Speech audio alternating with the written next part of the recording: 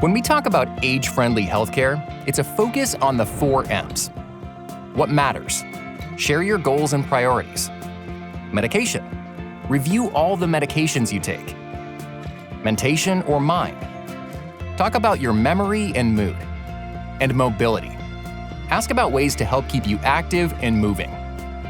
To see age-friendly care in action, WebMD and the John A. Hartford Foundation visited the George E. Whalen Salt Lake City VA Medical Center. How are you guys doing today? Good. Hanging in there. Dr. Bolden, we are so excited to be with you at the Salt Lake VA. It's very exciting to watch the way you and your team are advancing age-friendly health systems in 4M care. And I know you saw a patient earlier today. Tell us about your experience. So we saw Arthur this morning. He's 80. I've been following with him for at least 5 years. He is our poster Vietnam veteran. You know, he had Agent Orange exposure, lots of chronic pain, on opiate therapy. He's got diabetes. He's on, I think, 20 medications, what I counted. Mobility is very limited. And that's been really hard for him. He has always been an outdoor, very active man, and so that's been having to change over the years. I know, I heard you guys didn't get back up to Alaska. Yeah, unfortunately, we didn't make it up this year, so. So what are some of those things that kept you, what kept you from getting there this year? He goes to Alaska every summer to his home and goes fishing.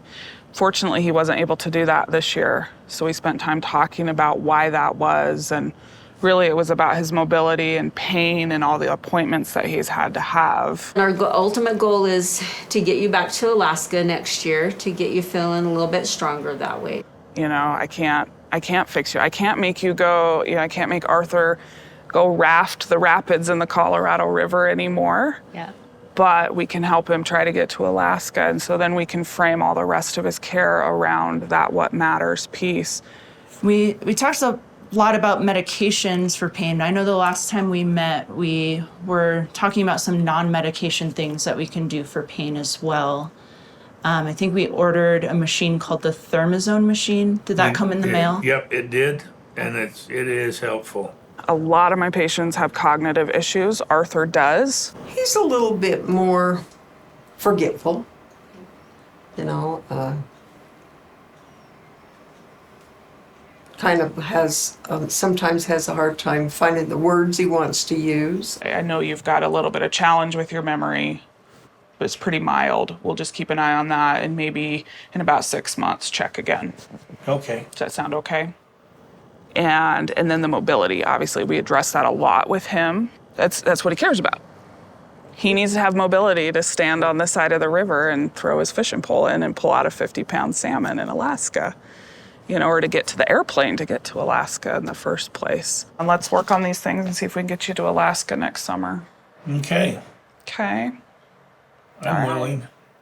It's their life, and I'm here to serve with resources, so. Well, thank you again, and have a wonderful rest of your day and summer. Thank you. Wow, we've had an interesting 2 days. We said it was going to be an adventure. It has exceeded my expectations, truly, yes. And I learned so much. You know, what I was struck by, we went to 3 different types of practice settings, and age-friendly was able to be implemented at each of them.